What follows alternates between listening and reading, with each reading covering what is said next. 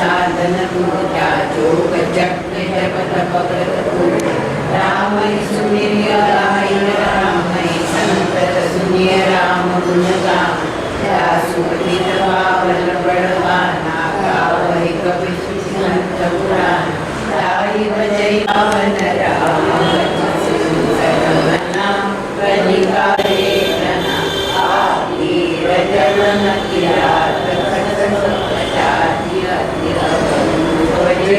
हरि नाम बारक देव पावन होई राम नमामि ते रघुवंश भूषण चरित नर भवहि नित्यावहि कलिमल मनोमल दोई बिनु श्रम राम नाम सिधावै सत पंच चौपाई मनोहर प्राणी नर करे दारुण अविद्या पंचजनित विकार शील विवर हरि सुंदर सुरान निधान एक राम अकाम हित निर्वाण पायो परम विश्राम राम समान प्रभु नाही भूषम समदीन नहीं अस विचारि रघुवंश मनि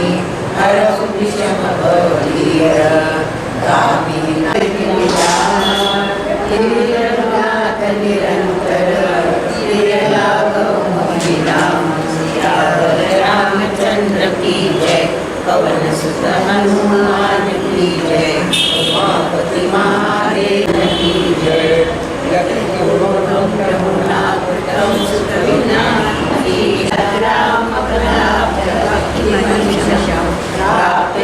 रामायणं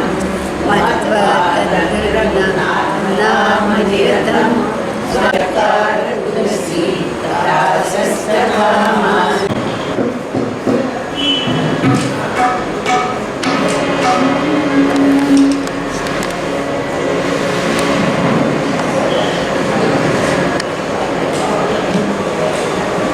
या कीर्तनाला आपण इथे मला बोलवलं त्याबद्दल मी सुरुवातीलाच आपली खूप आभारी आहे आणि आता आपण लवकरच कीर्तनाला सुरुवात करूया.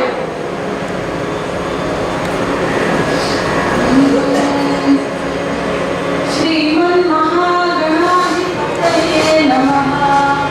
श्री सरस्वते नमः.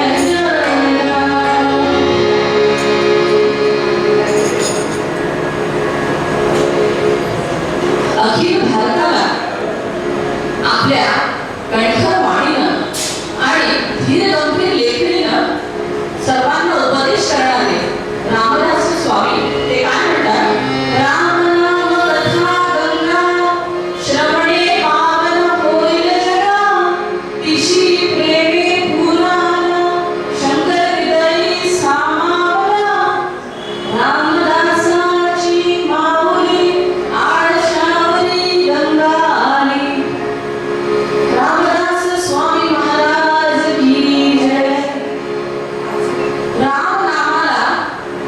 रामनाम कथा गंगा म्हणजे रामनामाची जी कथा आहे, कथारूपी गंगा आहे, त्या गंगेमुळे, त्या रामनाम कथारूपी गंगेमुळे आपणा सर्वांना ती गंगा अतिशय पवित्र करून राहते. आणि रामनाम कथा गंगामध्ये नाहून निघालं पाहिजे आपण, आणि त्याचं महत्त्व जे आहे ते खूप आहे असं रामदास स्वामी का म्हणतात, कारण त्यांच्या काळामध्ये परिस्थितीच कशी गंभीर होती. सर्वत्र मुघलांनी आक्रमण केलेलं होतं. 350 वर्षांपूर्वीचा तो काळ. अनेक आक्रमणे तिथे होत होती आणि तिथे अक्षरशः यमनांचं राज्य आहे की काय असं वाटत होतं. आणि अशी परिस्थिती होती, ते कविवर्य दुआ तिवारी जे आहे ते आपल्या या पदामधून वर्णन करतात. ते काय म्हणतात,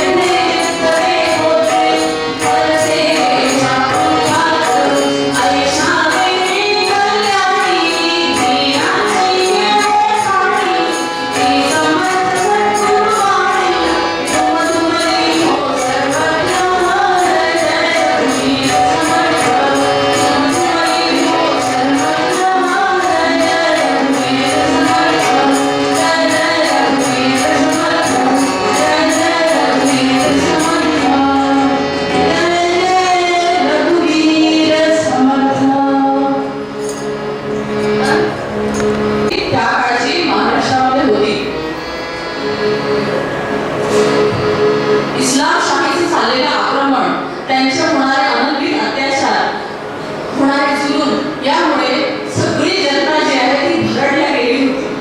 आणि भरडल्या गेली असल्यामुळे आता त्यांना काय करावं काय नाही करावं हे सुचतच नव्हतं. त्यामुळे अशा वेळेला स्वतःचं अस्तित्व विसरलेले असे जे लोक होते, त्या लोकांना उपदेश करताना समर्थ म्हणतात की आपण रामाची उपासना केली पाहिजे. रामाची उपासना का केली पाहिजे हो, कारण या सुलतानशाहीला टक्कर देण्यासाठी, मात देण्यासाठी जी आपल्याला ताकद आवश्यक आहे, ती मनाची ताकद तसेच तनाची ताकद अशी दोन्हीही ताकद आपल्याला आवश्यक आहे. आणि त्यामुळेच त्यांनी आपल्या उपदेशाच्या सुरुवातीला सुद्धा रामाचीच उपासना करण्याचं त्यांनी सांगितलेलं आहे. त्यामुळे ते काय म्हणतात,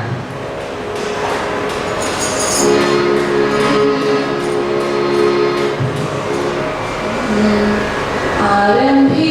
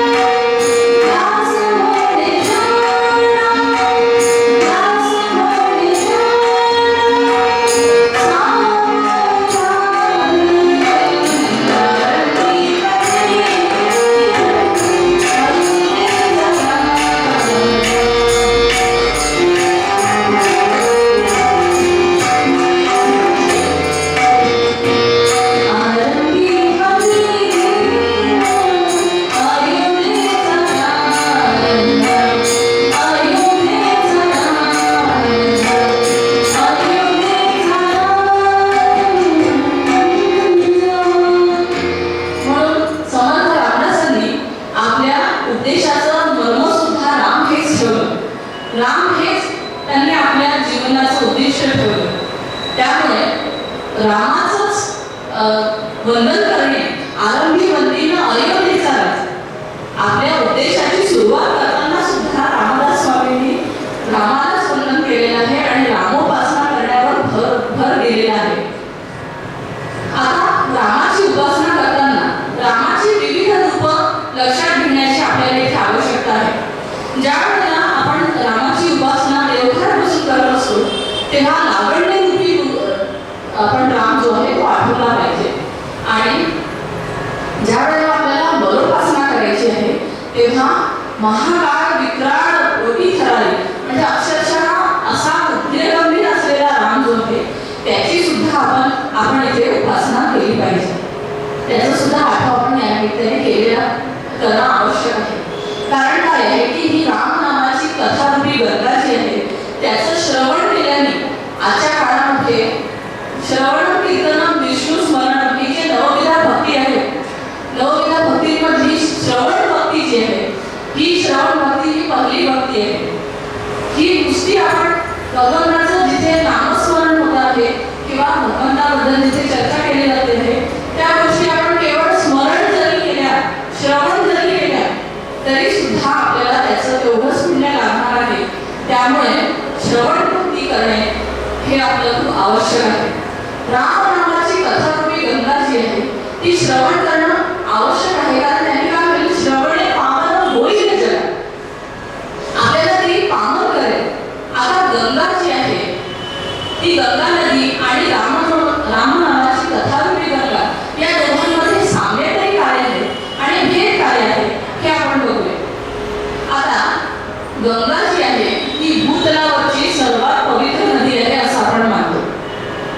रामदास स्वामींना गंगेचं महत्त्व नव्हतं का हो? असं नाही, त्यांना गंगेचं महत्त्व अतिशय होतं. फक्त त्यांनी त्याचं महत्त्व कायम राखून त्या गंगेच्या मर्यादा सुद्धा आपल्याला सांगितल्या. तर गंगा काय करते, आपल्या शरीराचा मळ नाहीसा करते. आणि रामनामाची कथारूपी गंगा जी आहे ही काय करते तर ती श्रवण केल्याने आपल्या अंतर्मनाला ती पवित्र करते, शुद्ध करते. त्यामुळे रामनामाची कथारूपी गंगा जी आहे ती श्रवण करणं हे अतिशय आवश्यक आहे. हे रामदास स्वामी आपल्याला सांगतात. आता त्या काळची परिस्थिती आपण जर लक्षात घेतली तर तिथे सर्व जनता ही अशिक्षित होती, अंधश्रद्धाळू होती. त्यामुळे त्यांना अशा प्रकारचा उपदेश करणे, त्यांच्यातला स्वत्व जागृत करणे हे काम जे आहे हे रामदास स्वामींनी केलेलं आहे. त्यासाठी ते वारंवार उपदेश करतात की रामनामाची कथारूपी गंगा तुम्ही श्रवण करा, त्यामुळे तुमचं चित्त जे आहे ते अंतर्बाह्य शुद्ध होईल आणि तुम्हाला मग शक्ती मिळेल आणि कुठल्याही संकटांवर मात करण्यासाठी तुम्ही सामर्थ्यवान व्हाल. असं आहे. एक गोष्ट आम्हाला इथे आठवते आहे. माणसाचं मन कसं असतं, एका माहुताने हत्तीला छान धुवून काढलं, साबण लावलं, खापराने त्याला रगडून काढलं आणि छान घासलं, स्वच्छ केलं आणि पुन्हा वाढवण्यासाठी म्हणून त्याला उभं केलं. उभं केल्यानंतर काय झालं, आता माहुताला वाटलं की आपण तर आपलं काम केलेलं आहे, हा इथे आपला हत्ती जो आहे तो छान उभा राहील आणि आपण तेवढ्या वेळात हा जोपर्यंत इथे हत्ती वाढतो आहे तोपर्यंत आपण आपली कामं करून पुन्हा परत येऊ. तो आपलं काम करायला निघून गेला आणि परत येऊन बघतो तर काय, तो हत्ती एखादा बैराग्याने अंगाला जसं राख फासावी तशासारखा पुन्हा तो तिथे अंगावरती धूळ आणि राख आणि घाण असं सगळं फासलेला त्याला दिसलं. त्यांनी असं डोक्यावर हातच मारून घेतलं, अरे आता 3-4 तास घालून याला स्वच्छ केलं, याला चांगला धुतलं आणि यांनी असं काय केलं. तर आपल्या माणसाचं मनही असंच असतं. म्हणजे गंगेचं जे वैशिष्ट्य आहे की ती सर्व माणसांचे पाप धुवून काढते, पाप धुवून काढते. म्हणजे पुन्हा नवीन पाप करायला बरे. पुंडलिक वरदाधारी विठ्ठल श्री ज्ञानदेव तुकाराम पंढरीनाथ महाराज की जय. म्हणजे असे बाह्य जे पाप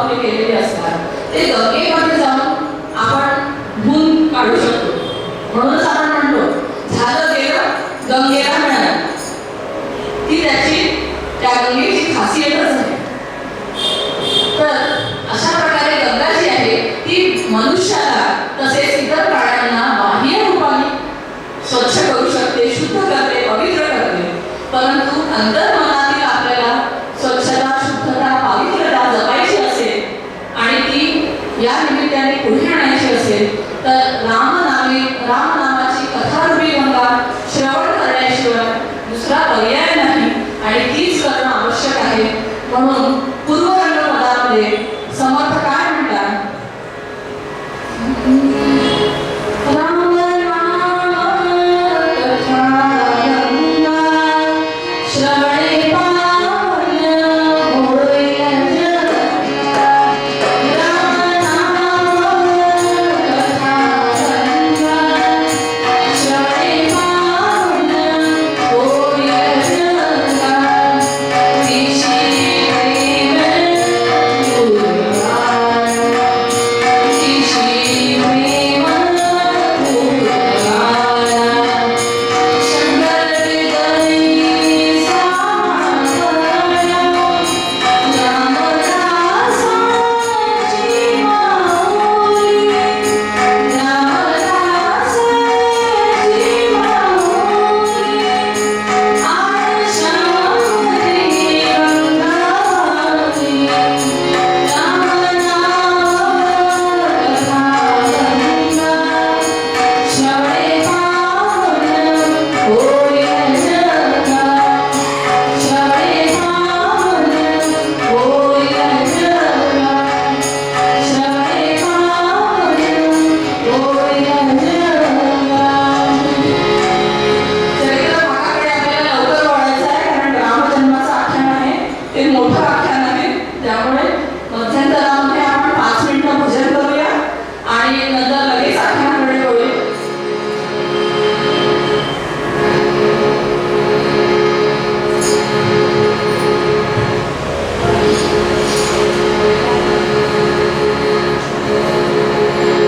मुखाने नाम हाताने टाळे मोठ्याने राम नामाचा गजर करूया.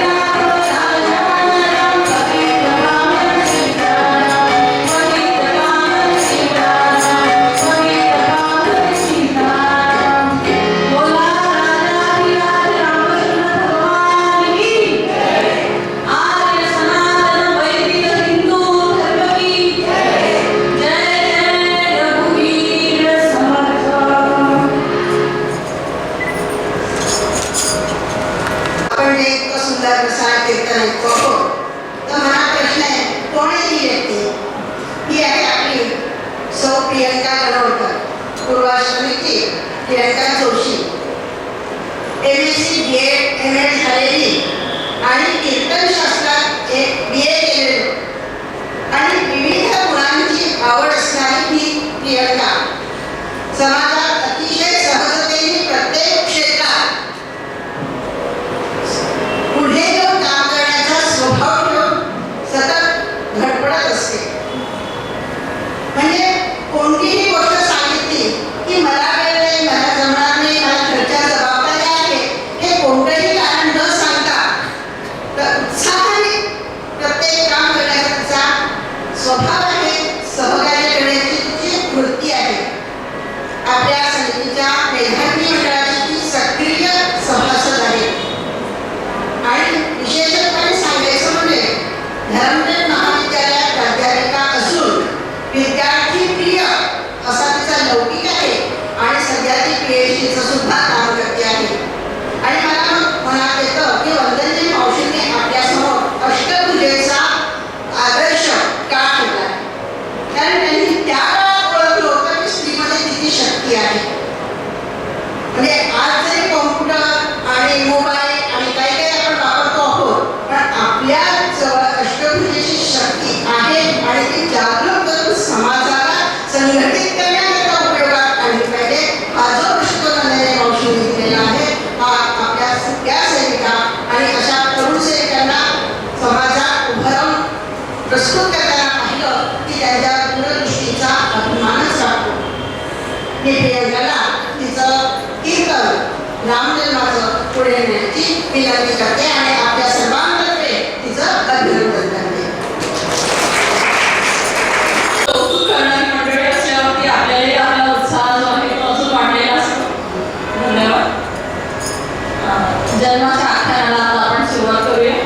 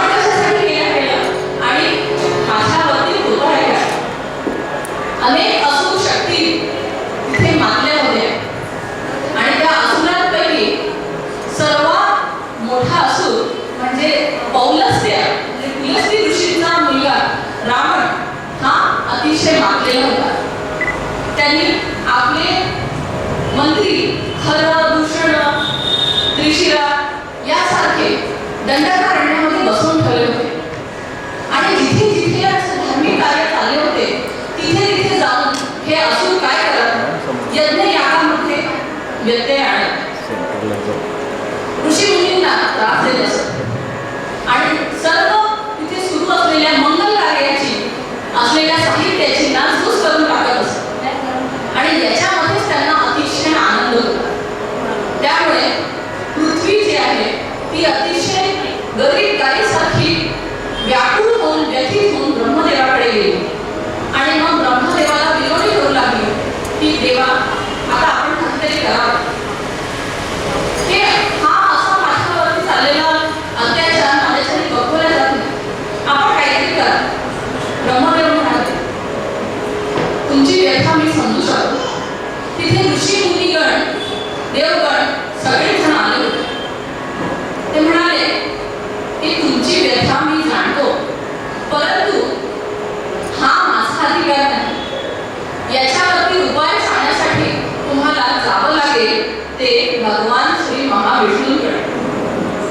महाविष्णूंकडे जावं लागेल.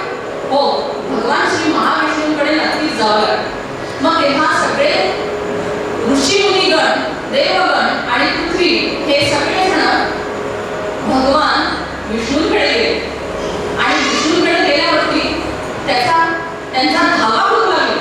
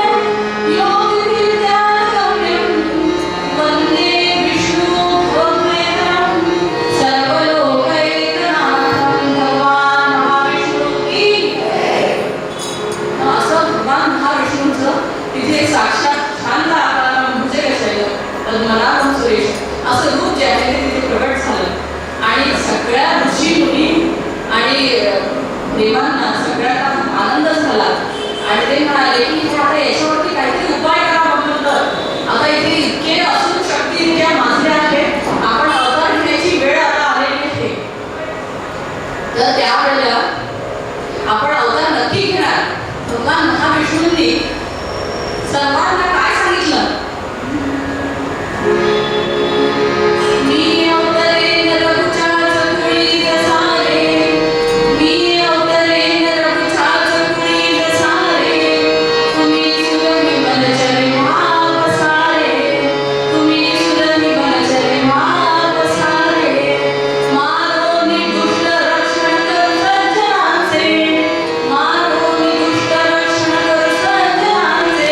हे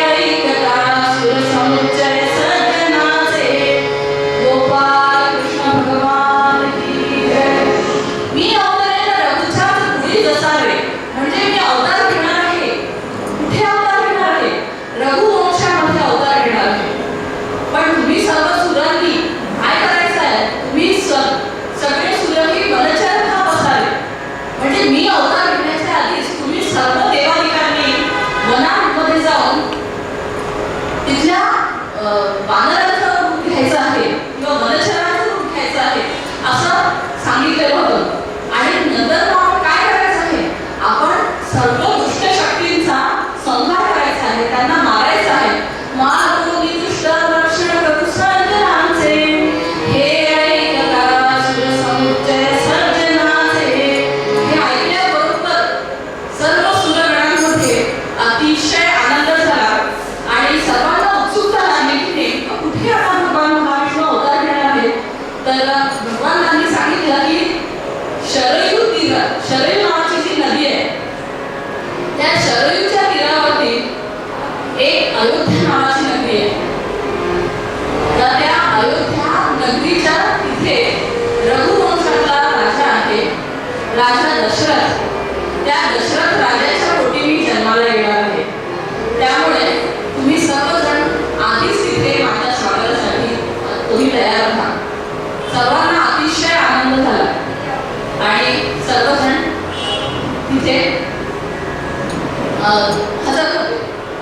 मग काय झालं की दशरथाची नगरी कशी होती हो, सर्वांना माहितीच आहे कशी होती.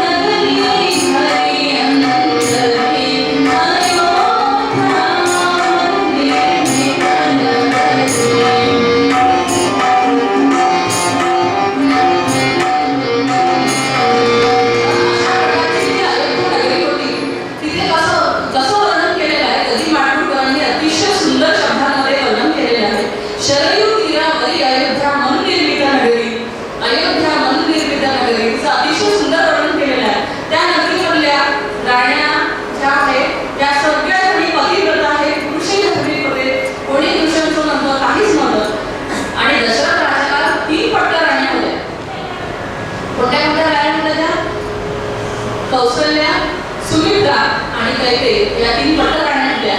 आणि या सुद्धा अतिशय सवती वत्सर न ठेवता बहिणीप्रमाणे अतिशय छान गुण्या गोविंदाने आनंदाने नांदत होते.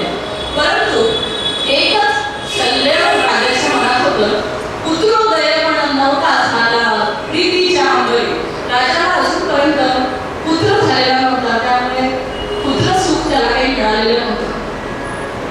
म्हणून तो कायम असा दुःखी राहत होता आणि राण्या सुद्धा ज्या आहेत त्या अतिशय त्यामुळे दुःखी राहत होते. मग एक दिवशी असंच आपल्या या दुःखाने व्यथित झालेला दशरथ राजा असाच एकदा महालामध्ये आला असताना माध्यान्ह समय होता, असा निद्रिस्त झाला. त्याला निद्रा लागून गेली आणि त्याला एक स्वप्न पडलं. त्या स्वप्नात त्याने काय पाहिलं,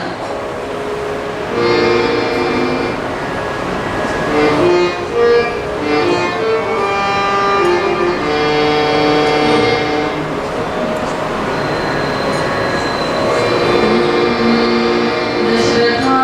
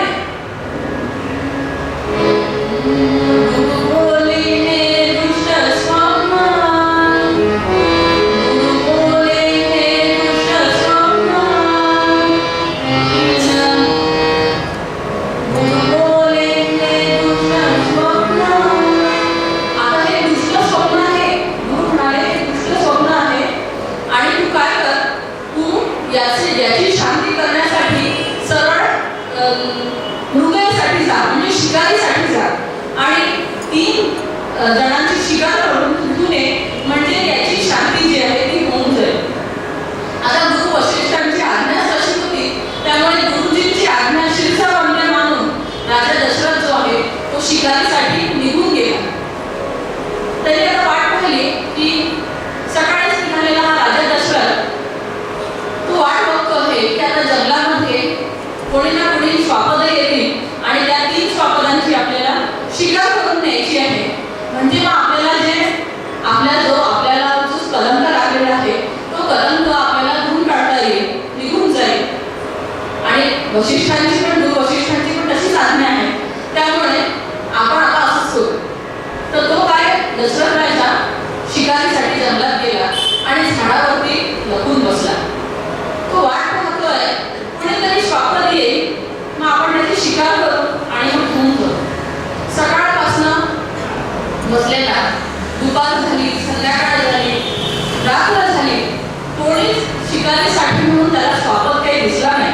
पण मध्यरात्री झाली आणि त्या तळ्याजवळ जिथे तो बसला होता तिथे त्याला असा गुडगुड असा आवाज आला.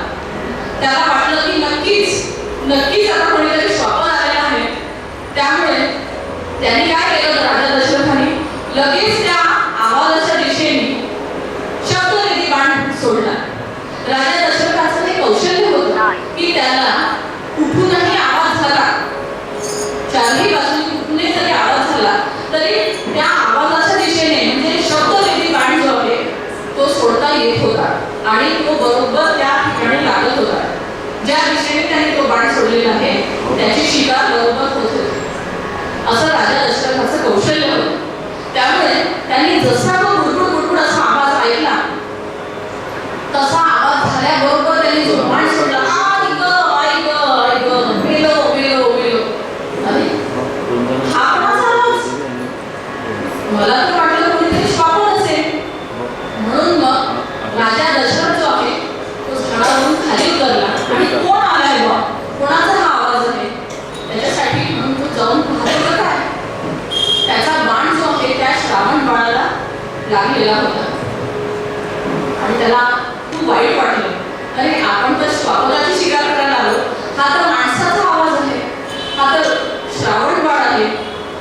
त्याला कोण आहे असं विचारल्यावर त्याने सांगितलं की श्रावण बाळ इथे कसा काय आला. आणि अरे तू मनुष्य आहे, एखादा श्लोक वगैरे म्हणायचा असता आणि मग घ्यायचं असतं. मग त्यांनी सांगितलं की माझे आई वडील हे अंध आले, त्यांना तीर्थयात्रा करायची आहे म्हणून त्यांना आम्ही कावडीतून घेऊन चाललेलो. त्यांना खूप तहान लागली हो वाटेमध्ये, म्हणून मी इथे थांबलो आणि हा कमंडलू घेऊन मी इथे पाणी भरत होतो. तेवढ्या वेळात हे असं सगळं घडलं. राजा दशरथाला अतिशय वाईट वाटलं. त्यांनी मांडीवर चटकन त्याचं डोकं आपल्या जवळ घेतलं आणि त्याला खूप वाईट वाटलं. तेव्हा श्रावणबाळ म्हणाला की महाराज खेद करू नका, शोक करू नका. खेदा करता श्रावण बोले तळमळ न करी काय, तळमळ न करी गाया, आता अथवा शतवर्षांनी जायाची ही काय. म्हणजे खेद करू नका महाराज, आता नाही तर 100 वर्षांनी ही काय तर जाणारच आहे. परंतु तुमच्यासारख्या एवढ्या परम पवित्र माणसाच्या हाताने मला जो बाण लागला तो बाण सुद्धा कसा होता, नामस्मरण करत आलेला बाण होता. त्यामुळे माझं जे हृदय आहे कोणा सौभाग्याचा बाण करिता आला नामस्मरण, हृदय निवाले संपूर्ण मज लागे. माझं हृदय जे आहे ते संपूर्णपणे निवालेलं आहे. त्या मनासन्न अवस्थेत असतानाही श्रावण जो आहे तो अतिशय आनंदी होता. परंतु तो म्हणाला महाराज मला आपल्याला एक फक्त माझी एक विनंती आहे, तेवढी विनंती तुम्ही मान्य करा. काय झालं बाळा, माझे आई वडील तहानलेले आहेत, त्यांना हे पाण्याचा हा कमंडल घेऊन जा, त्यांना पाणी पिऊ द्या, त्यानंतर मग मला असं बाण लागला वगैरे अशी माहिती तुम्ही त्यांना सांगा. बरं असं म्हणत नाही तर दशरथाच्या मांडीवरच श्रावणाने आपले प्राण सोडले. दशरथाला अतिशय वाईट वाटलं. मग तो कमंडलू पाण्याने भरलेला कमंडलू घेऊन त्याच्या आई वडिलांजवळ गेला आणि म्हणाला, त्याच्या आई वडील म्हणतायत, बेटा श्रावण, फार उशीर झाला रे तुला, आम्हाला उचलून उचलून दमलास का, थकलास का, सारखं आम्हाला इकडून तिकडे घेऊन जावं लागतं ना तुला, म्हणून चिडलास का, काही बोलत का नाही तू, असे सारखे त्याचे आई वडील दोघेही जण त्याला विचारणा करू लागले. तो काही बोलत नव्हता. तू आम्हाला जोपर्यंत आमच्याशी काही बोलत नाही तोपर्यंत आम्ही पाणी पिणार नाही, असं ते म्हणत होते. शेवटी नाईलाजाने दशरथाला सांगावंच लागलं की माझ्या हातून तुमचा मुलगा श्रावण जो आहे तो असा असा मारला गेला, चुकून मारला गेला. हे ऐकलं मात्र आणि त्या दोघांच्या तळ पायाची आग मस्तकाला गेली. ते म्हणाले, हे बघ दशरथा, आम्ही दोघंही तुला कळकळून श्राप देतो. जसं आमच्या शेवटच्या काळी आता आम्ही पुत्र वियोगाने असं जातो आहे, तसा तू सुद्धा पुत्र करशील, मरशील असा. प्राणांतकाळी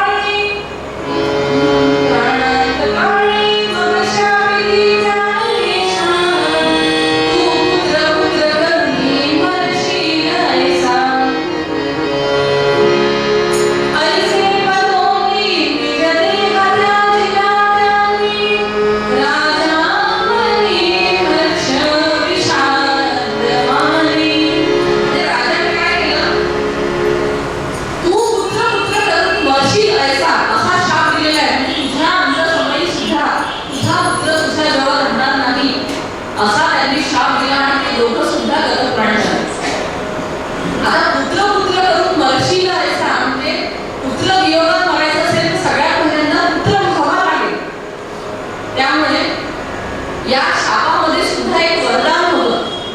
त्याचा अर्थ त्याला पुढ्यांना कळला नाही आणि नंतर तो गुरु वशिष्ठांकडे पुन्हा निघून आला आणि जे काही घडलेलं आहे ते सर्व सांगितलं.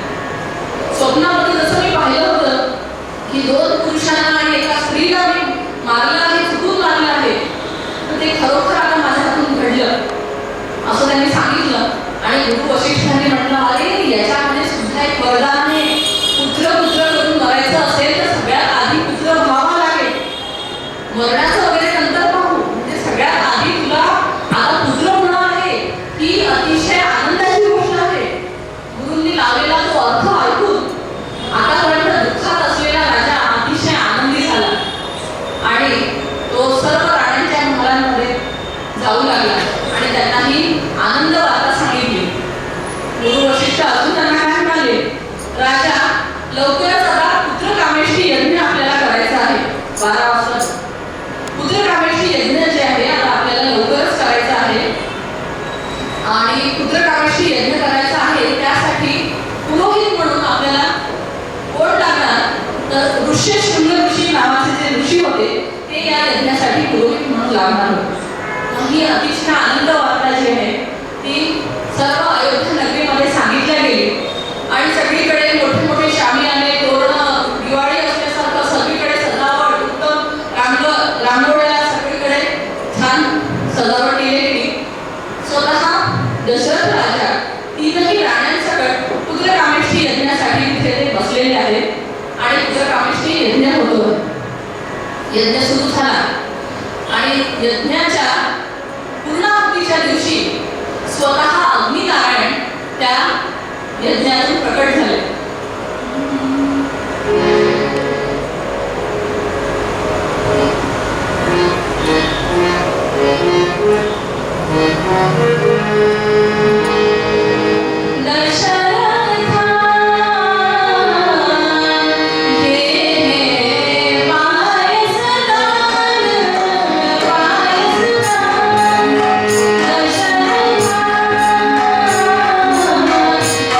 हे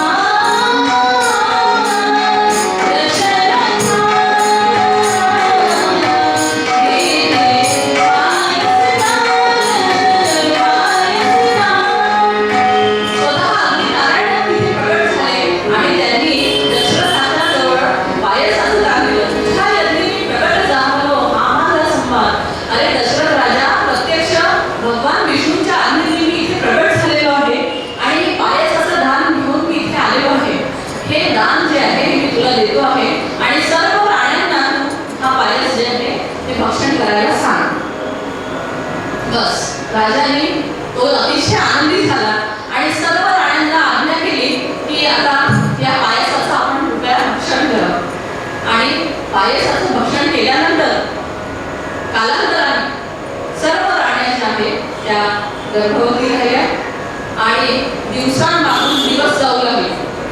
पहिला महिना, दुसरा महिना, तिसरा महिना, चौथा महिना, पाचवा महिना, सहावा महिना, सातवा, आठवा आणि नववा महिना लागला.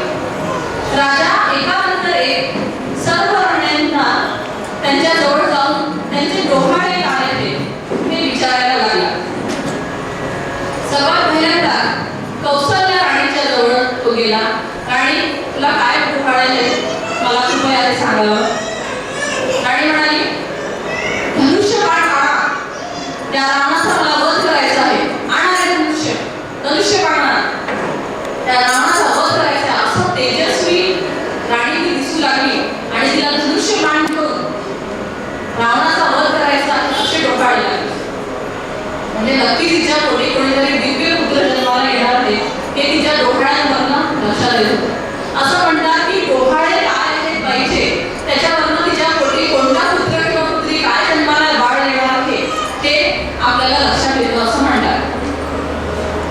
तर हे डोहाळे होते कौशल्य.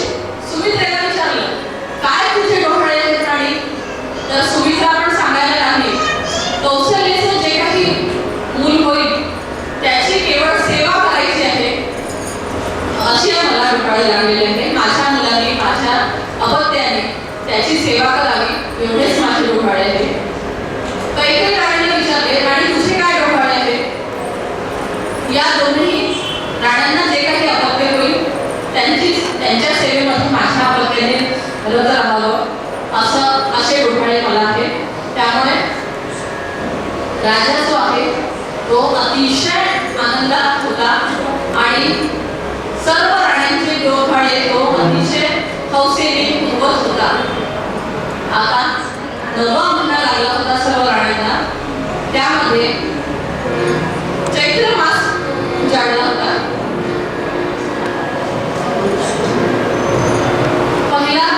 पहिला दिवस होता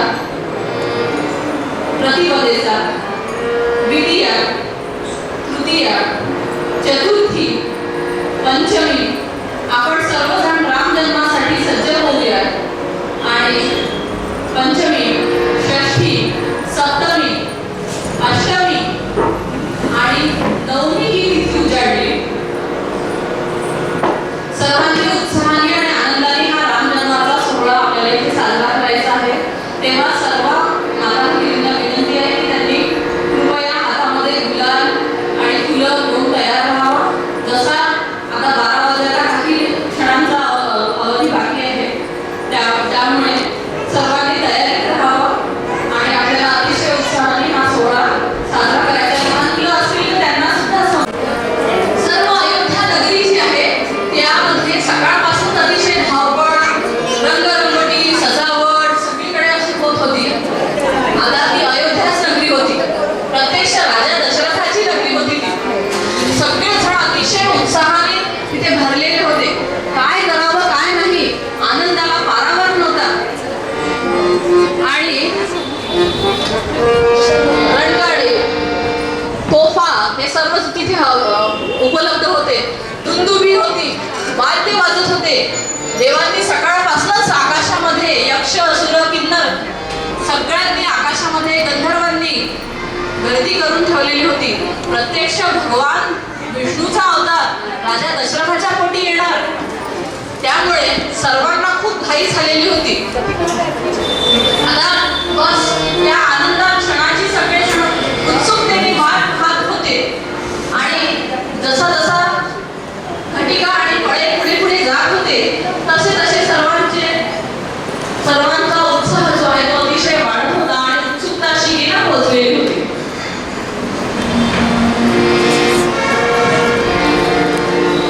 चैत्र मास त्यात शुद्ध नवमी